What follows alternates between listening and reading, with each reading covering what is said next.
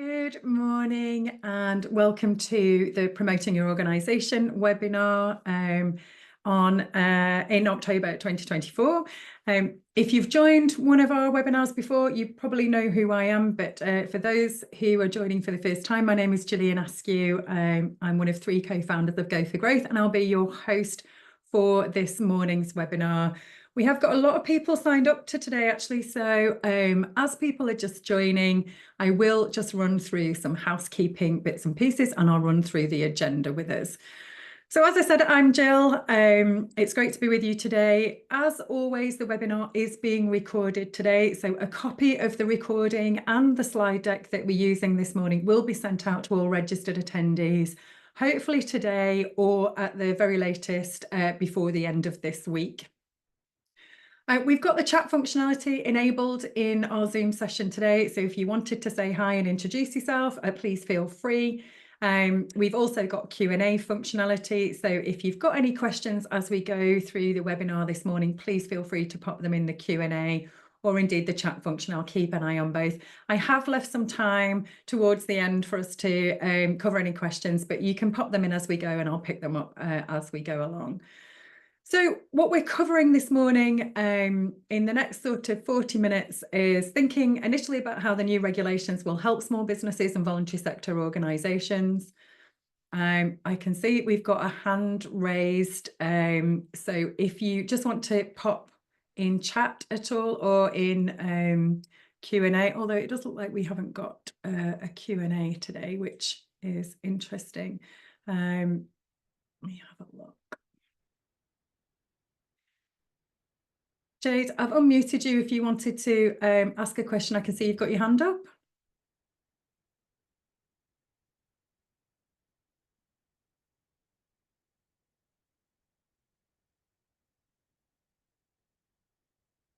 Okay, I'll just crack on. If you have got anything, please pop it in the chat.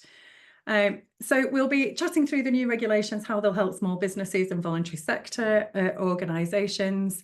We'll also be looking at the public sector offer, so how they in the public sector are looking to help you promote your organisation.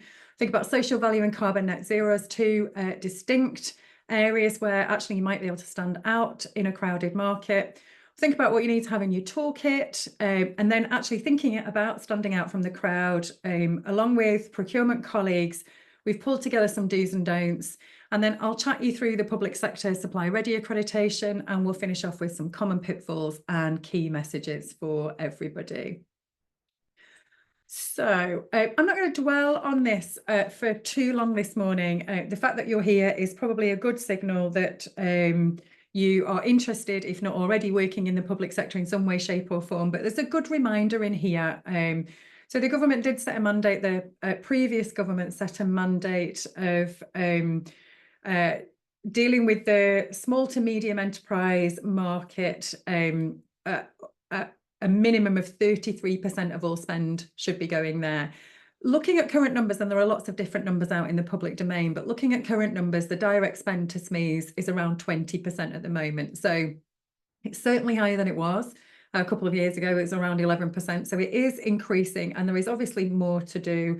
The public sector is under pressure financially. We know that from what we hear and what we see in our local communities, but it is a stable market. Public services will continue to be procured, and it's a varied market as well. So there is something for everybody in the public sector. It's worth around 280 to 300 billion per year. And following the pandemic, actually, there's a lot of focus on building resilience for the future and really thinking about that local economic development in local areas, thinking about how the public sector can be accessible to all organisations, including small to medium enterprises, micro organisations, sole traders, etc. And you'll often hear the public sector talked about as anchor institutions, and that's because they're rooted in place, thinking about that local economic development piece. And so the public sector regulations, you might already know this, but they are due to change. So post our exit from the Economic European Union, the Brexit, we are due to change our regulations from working under the European regs to UK centric regulations. They were due to come into force on the 28th of October. That has now been moved to the 24th of February. And I just want to cover a few things about how they might help specifically smaller organisations. So there is a duty to consider the barriers to small to medium enterprises, but actually to move that consideration along a bit. So not just what might the barriers be, but how could those barriers be removed? There are some specific constructs that we see coming through on those things. So, for example, accreditations, insurances, licenses, etc. You'll start to see and are seeing already in bids that you are not necessarily asked to have those things in place for point of bid, but you are asked to commit to having those things in place if you are successful at either contract start date or at a date thereafter. And that's to remove some of those financial barriers that can often be associated with having to have certain accreditations or insurances, licenses, etc.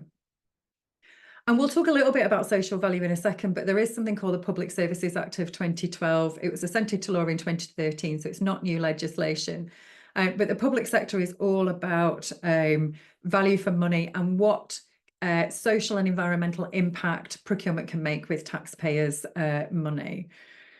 There is a big focus in the new regulations around transparency. So the transparency regime has 15 notices in it, and that is a shift from 5 notices. And what that means is right the way from pre-market engagement, right the way through to contract management, performance management of suppliers, etc. There is a very public, transparent notification to the market that something is happening. And that might be about the pipeline. So the current legislation says pipelines must be published where the contract value is over 2 million. But lots of organisations are publishing pipelines much, much lower than that, even under threshold, where often that's where smaller businesses like ours are most active. And that transparency regime includes market engagement, so that pre-market engagement, and it can often be, and I'll bring it up again shortly, it can often be a really great way and place to build your network, create relationships, but also to understand what might be coming, but potentially even sometimes to influence the procurement that will come in the future. There's something called MEET versus MAT. So the acronym stands for Most Economically Advantageous Tender. That's shifting to Most Advantageous Tender. And really, it's a cultural shift more than anything. And for lots of procurement commissioning organisations, it won't make a huge difference. But effectively, what it's signalling to buyers is that in removing the E for economic, it's sending a message that it doesn't have to be the fastest race to the bottom in terms of price. So lowest price doesn't have to be the thing that creates the winning bid. You don't have to award on basis of price as the lead. You'll often see weightings on these things. And sometimes actually we're seeing that price isn't being evaluated. It's being evaluated solely on quality and technical capability, including social value. So some organisations, that might be a big change, and in some sectors that might be a big change. We'll still see price leading on occasion, but it is a real signal that value for money is a broad topic and not just price led. And then the final thing that I'm covering today, at least in the public sector regulation space, is the central digital platform. In that, one of the difficulties that smaller businesses have, I think, and we certainly do as a micro organisation, is access to all of the data and information, and the notices that are coming out. They can often be in lots of different places because there are lots of different procurement portals. The central digital platform aims to bring all of that stuff together. So the pipeline notices that I talked about, pre-market engagement notices, all the notices will be in one place. So in the future, rather than looking at several different portals, as businesses will be able to go into the central digital platform to look at everything. My understanding is that the central digital platform, if you want to take part in public procurement opportunities, my understanding is that you must be registered to central digital platform. It is mandatory, not a choice.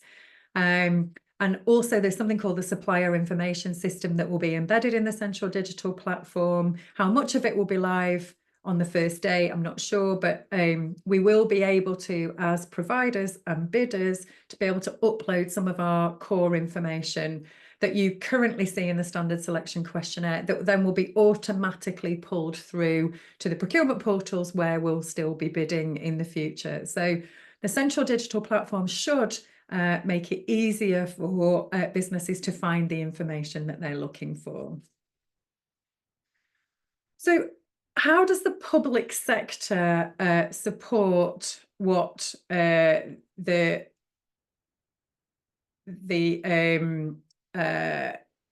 ability for businesses to get to know them, if you like? And I've just seen that we've got a question on Central Digital Platform, which I'll answer now. It should be live on the same date that the regulations go live, the 24th of February. In some way, shape or form. How much we'll get on the 24th of Feb, I don't know. There will be phasing of more functionality over time, but in and of itself, it should be live on the same date as the regulations. For the public sector offer, let's think about what they put in place so that we can, as businesses, get to know them and build our networks and our relationships. So you might be familiar with Meet the Buyer events. Pre-pandemic, they were almost exclusively face-to-face events. During the pandemic and for a good while afterwards, there was a bit of a hiatus really on Meet the Buyer type events, both in person and virtual. As we have come out of the pandemic and we're in a more business as usual environment, the Meet the Buyer events are now increasing.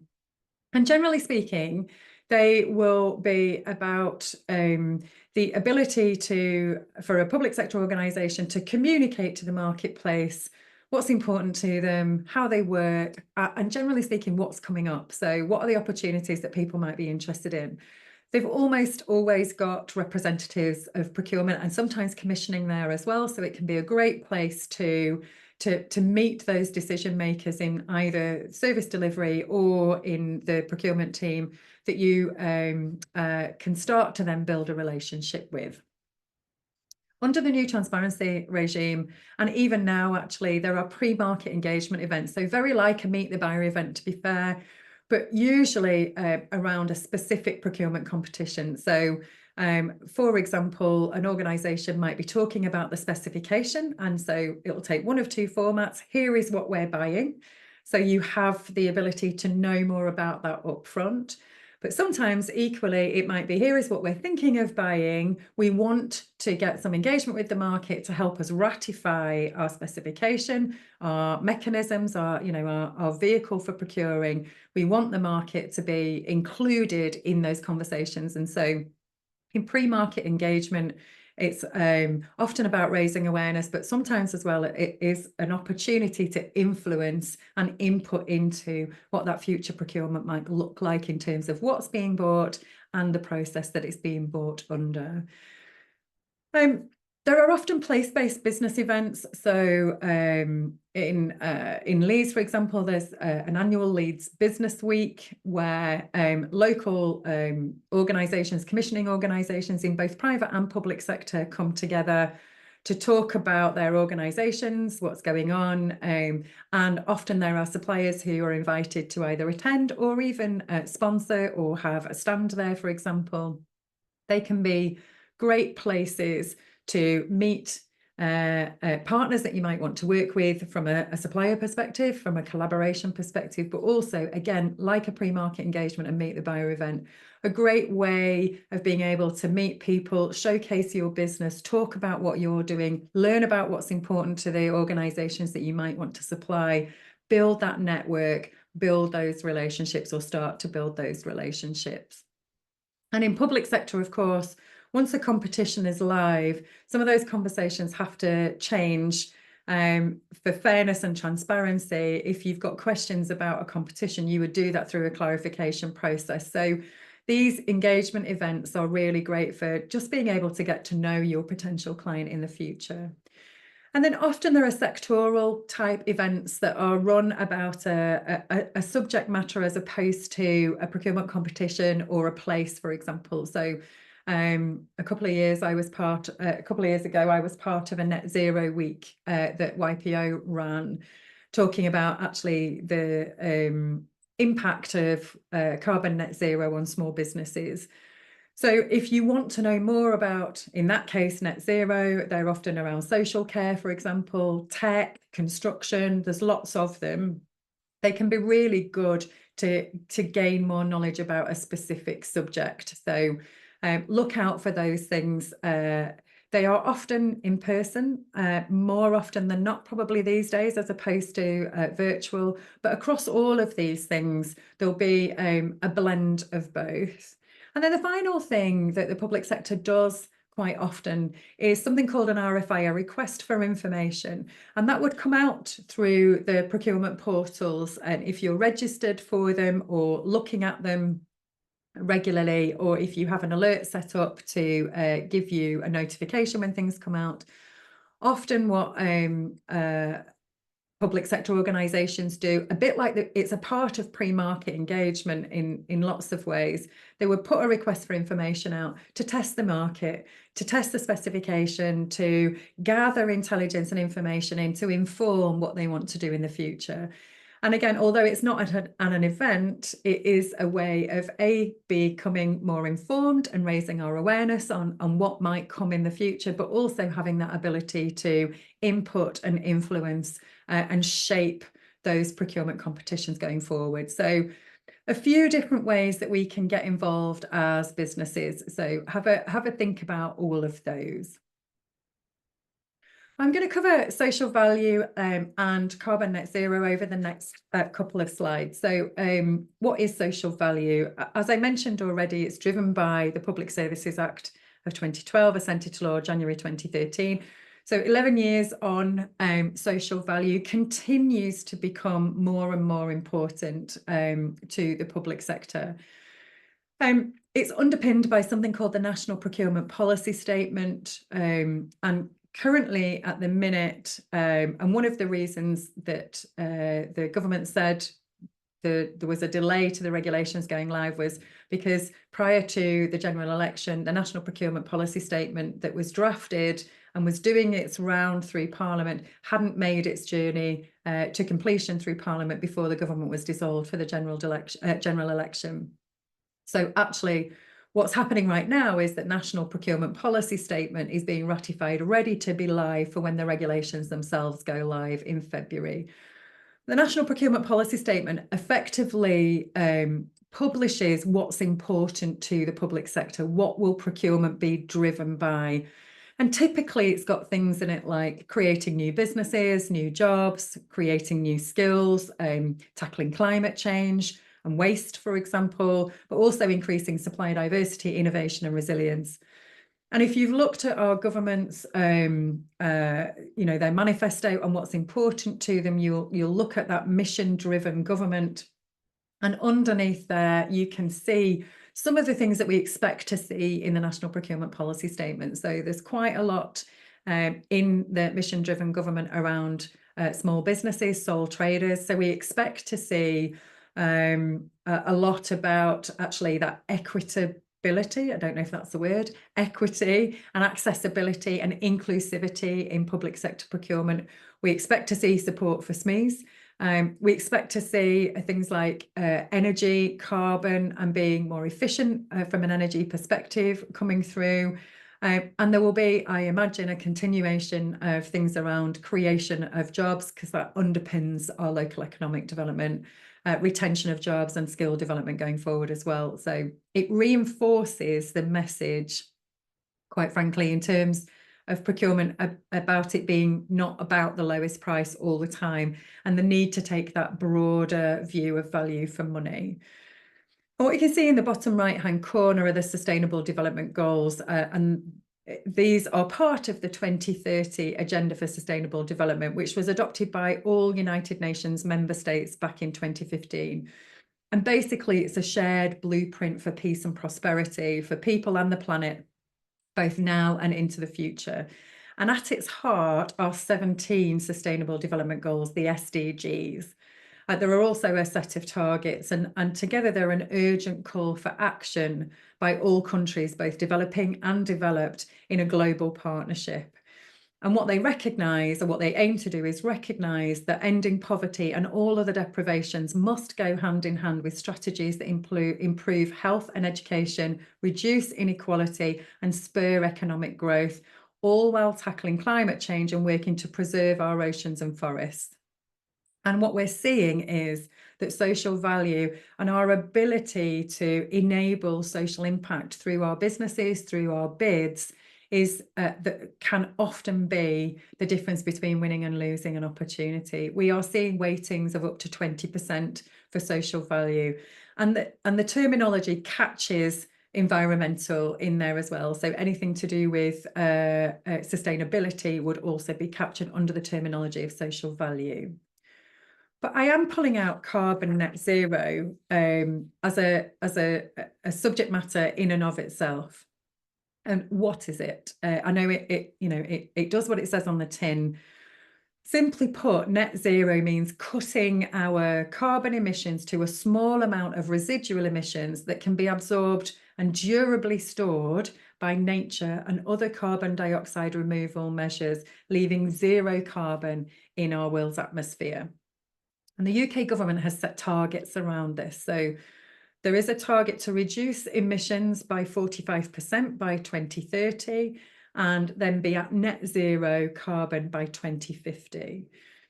I think one of the things that is challenging for bidders of all sizes, but especially for smaller organisations, is although they are the targets set by the government, often commissioning organisations, both private and public sector, have targets that differ to that.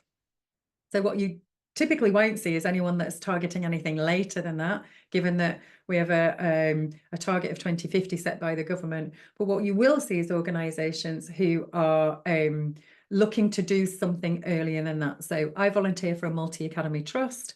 Our trust wants to be net zero by 2030. I understand the NHS is seeking to be the world's first carbon net zero health service by 2040. I see organisations who want to be net negative by 2040, not just net zero. And so for us, when we're trying to set ourselves apart, there is a challenge in there about understanding what our potential clients want and the role that we can play as providers in helping them to deliver carbon reduction. It will probably take every business and actually every individual to do something to make some sort of contribution if we're actually going to get there.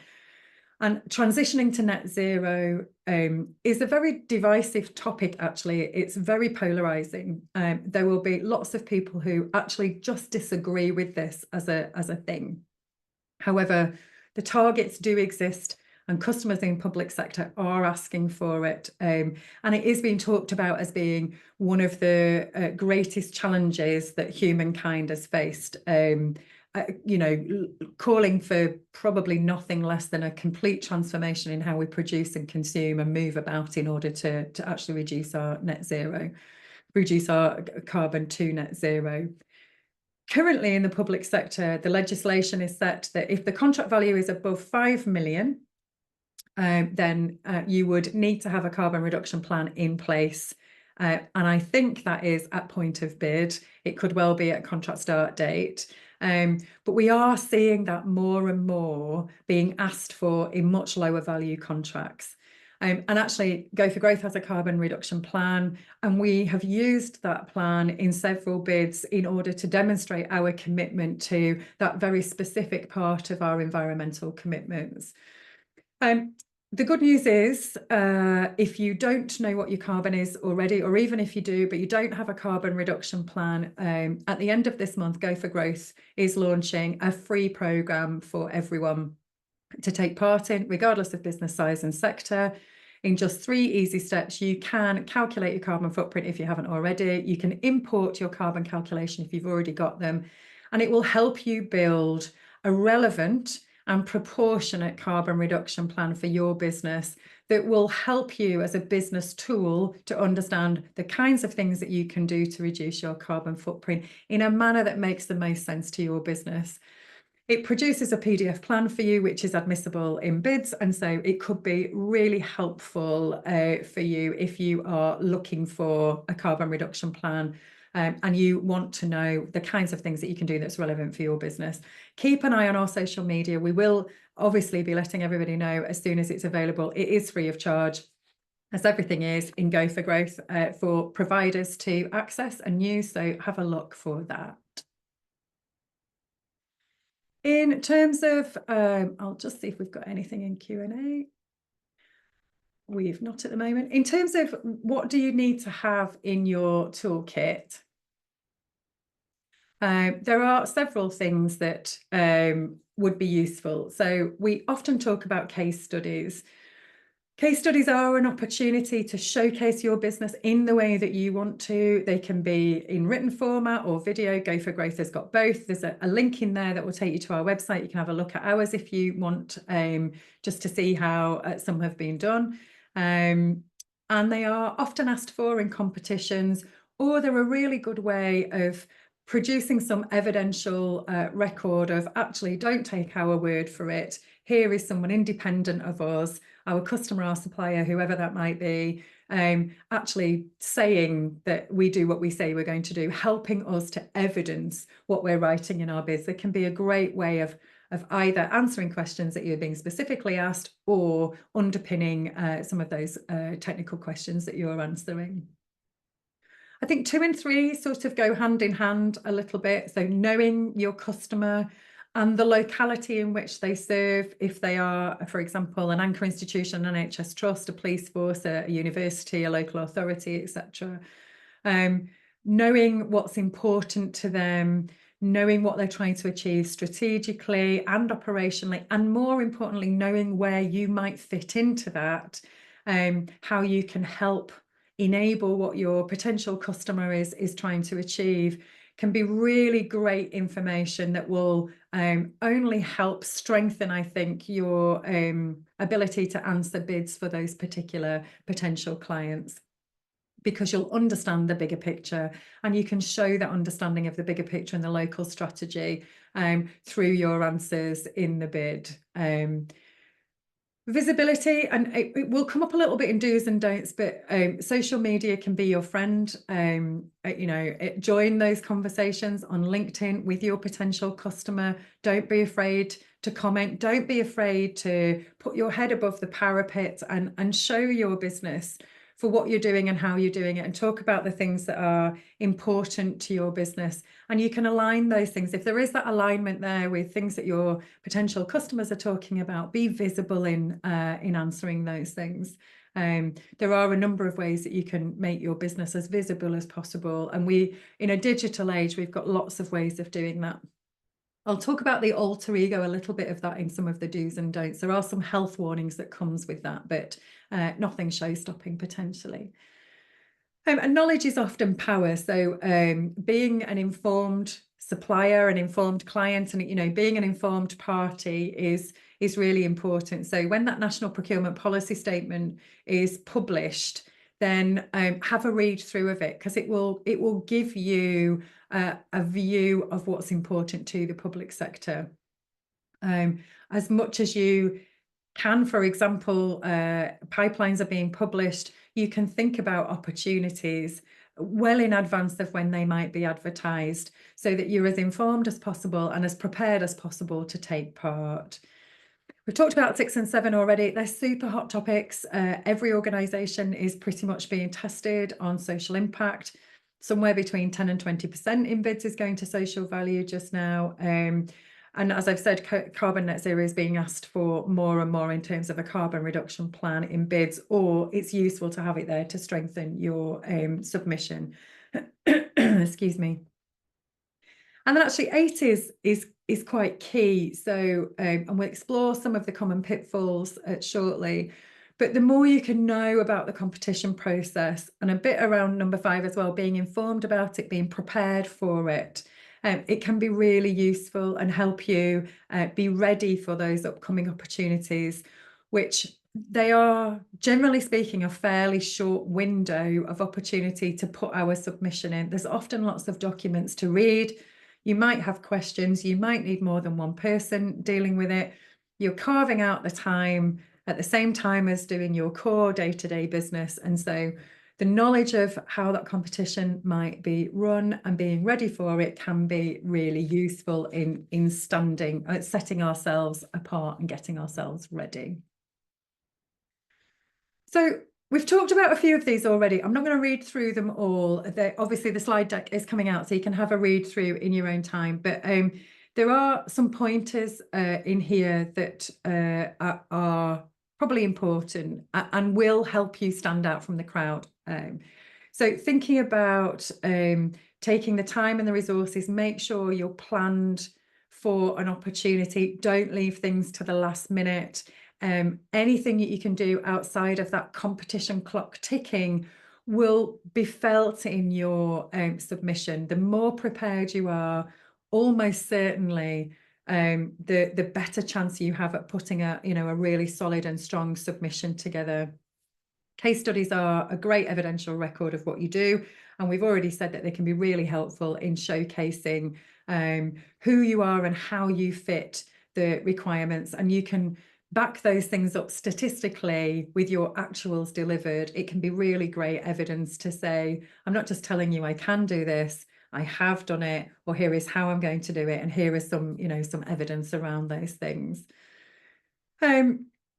We did have a question around NHS carbon footprint, anything specific around healthcare. So NHSE, so if you look at NHS carbon footprint plus, we will reach net zero by 2045 with an ambition of 80% reduction by 2036 to 2039. So if you're thinking about the NHS as a potential client, thinking about what they're trying to do from a carbon perspective and where you might fit into that could be really useful. How can you contribute, and how can you tell them about what you're doing? And then the don'ts. So we talked about there being an alter ego of social media. And some of these have been built by our procurement and commissioning colleagues. Social media, it absolutely should reflect your personality, and there's nothing wrong with that. But there is a balance between that professionalism and oversharing on social media. And if you think about your target audience, especially if you're providing commentary or if you're having opinions on especially things that could be controversial, just be sure that you're happy with what you've written and that you're representing your brand and any other brands that you might be talking about or connecting with in a way that won't do you any harm. I'm going to talk about the second one a little bit, that unsolicited marketing, especially to the wrong person. I went to a Meet the Buyer event and did a presentation, and a gentleman in the audience said to me he'd sent 200 emails to the same person and got 0 reply. Now, if it had gone to the right person, just decent manners would say, if you don't want to hear from that person, you would send them a reply. But there could be a chance that that poor gentleman had been spending so much time sending emails to the wrong person that they just weren't landing, or maybe a person that wasn't there any longer, et cetera, et cetera. So if you are sending comms via email, for example, or LinkedIn, do your homework. Even today, I get lots of LinkedIn messages about jobs that I used to have. When I was head of procurement in a university, can we talk to you about the things that university buys? Well, you can, but I have absolutely no influence there because I haven't worked there since 2016. Do your homework, make sure that if you can, you found the right person. And if it is unsolicited, that you make it as targeted as possible. So all that stuff we talked about being informed, use the information, your local knowledge, the research that you've done for any unsolicited marketing to at least try and land as well as possible. And one of the things to know about a bid, I guess, is you will only ever be judged on what you write down in a bid. So, and we've got lots of bid skills, webinars, training and resources on our website. So have a look at those if you want some more help. But there are a couple of things. Only ever answer the question that you're asked. And don't ignore word and page counts. but also don't assume that the buyer knows anything. So they might not know what the jargon is or the acronyms are that you're using. So spell them out. Even if you're incumbent and the buying organisation knows you, they can't take anything into account that isn't written down in that bid. So don't assume that regardless of how well you might be known, that any implied information would make it into a score. It absolutely can't. So if you want your potential customer through a bid process to know something, you must write it down. And then we've got the public sector supply ready accreditation. So we get asked a lot by our public sector clients in terms of how do we know when somebody is ready to do business, someone that has invested some time into getting to know the public sector procurement environment. How do we know if they're ready? And often when I ask providers, do you think you're ready to take part in public procurement opportunities? Some providers have said to me, I don't know, because I'm not sure that I know what ready looks like. How do I know what I don't know? And so to try and answer both of those things, we've developed something called the Public Sector Supply Ready Accreditation. And it's free of charge. There are, again, 3 simple steps in it. And what it does is help anybody to understand the basics involved in a public procurement process. It guides you through the standard selection questionnaire. And if you do find that you've got gaps, there's lots of embedded help and resources in there. So if you find that you don't have case studies, for example, lots of links to templates that you can use. If you haven't got a policy and you need a policy, there'll generally speaking be a template in there that you can have a look at, so you're not building those things from scratch. If you think you are ready, it can be a great way of testing that, but also once you've graduated the public sector supply ready, you get a certificate. It comes with 12 hours of continued professional development time, 12 hours of CPD, lots of social media banners. We will re-promote it. So you can actually do a really public splurge of, we are public sector supply ready certified, we're good to go. Of course, it doesn't come with any guarantees for anyone that it's not a silver bullet and automatically means you'll win everything. But it does mean that you have been able to have a look at the basics of and those things that will be general in most procurement competitions, and being able to, outside of that competition clock, think about how you get ready. And you can use that to publish that readiness to your potential customers, which may indeed help set you apart from your competitors. There is a link on the screen if you want to have a look at it. Please do so. So there's a couple of authorities, local authorities, that are talking to me about, can we use the public sector supply ready as part of pre-qualification? So if you are public sector supply ready certified or accredited, then you might not need to fill out all of the standard selection questionnaire. You might actually automatically pre-qualify for an opportunity, which sometimes you can do that if you're in construction through Construction Line, if you're silver, for example, etc., etc. So have a look, have a play around. It's not time sensitive. You can do it in however much time you want. The 12 hours CPD will give you an indication of the maximum amount of time we think it will take to actually achieve the accreditation. And it lasts for a year. And at renewal point, what we ask you to tell us is, has anything changed?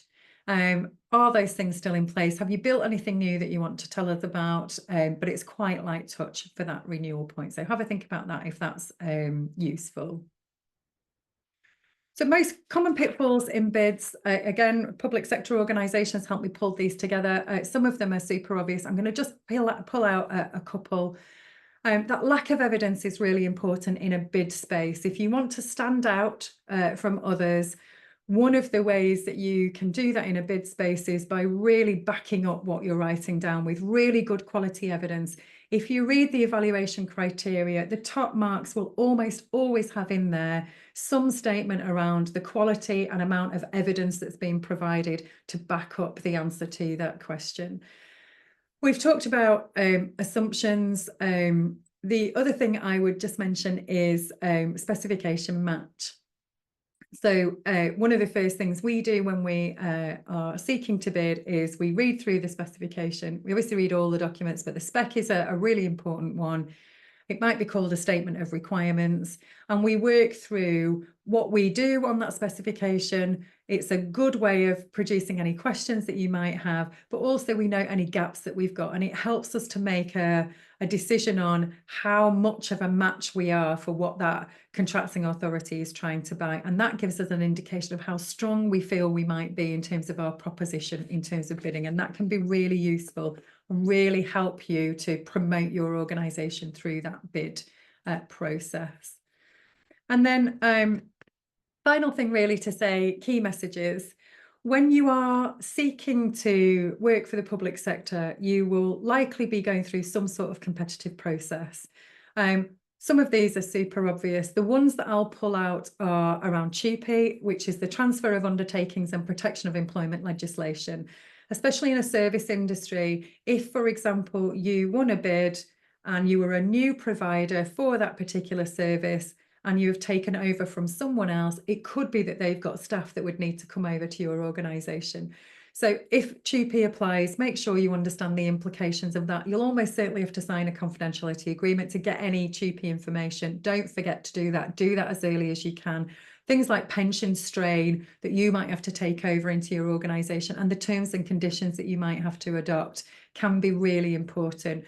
I'm not a lawyer and can't advise you on TUPE, but if you're a member of your local chambers or Federation of Small Businesses or someone like that, you should have access to some free legal support. TUPE would be one of the places I would say, if it applies, get some legal support if you can. And there are lots of different ways that you might join a competition. So something like a competitive tender versus a dynamic market or a dynamic purchasing system, a DPS, or an open framework under the new regulations. They have the ability for you to join at different times. So a DPS is always open. If it's a competitive tender, you'll basically have one opportunity to take part and then it won't reopen until it actually does its whole contract life, which could be 4 years. So make sure you're clued up on what type of opportunity it is. And just lastly, you can get lots of help and resources from Go for Growth. So you can see a screenshot of our website in our member resources area. There's over 200 resources in there. We've got a virtual digital assistant, Rosa, in there. If you ask her what you're looking for, she will mine the information for you. You can filter it and have her squirt through and see what you find, but Rosa will do the hard work for you once you're in there. And again, all free of charge. If you want to chat with me or our team outside of this webinar, you can email us on the email address here, or you can ring me on my mobile, or you can book into our calendars using our bookable calendar where we can set up a Teams chat. And that's it. If you wanted to stay in touch with us, you can sign up. We send out a monthly roundup email that just talks about the important things that are going on in public sector. There is no spam. You can obviously opt out at any time. So please do feel free to join that if you want. And I will open up now for questions and I'll stop sharing and let me see what we've got in Q&A. So just going back to the central digital system, will this replace the need for multiple DPSs? Will the private opportunities be shared through various DPSs now be advertised on the central digital system? So I think the answer to this is the initial DPS, dynamic purchasing system, or what will be a dynamic market under the new regulations, will be advertised in the central digital platform. The mini competitions that are then run through the DPS, once you're on the DPS, will be done through the normal procurement portals. They won't be on the central digital platform because they're not in open market. Those opportunities only go to the people who are on the DPS. So the original DPS and DPSs are an interesting one because of the nature of them being always open.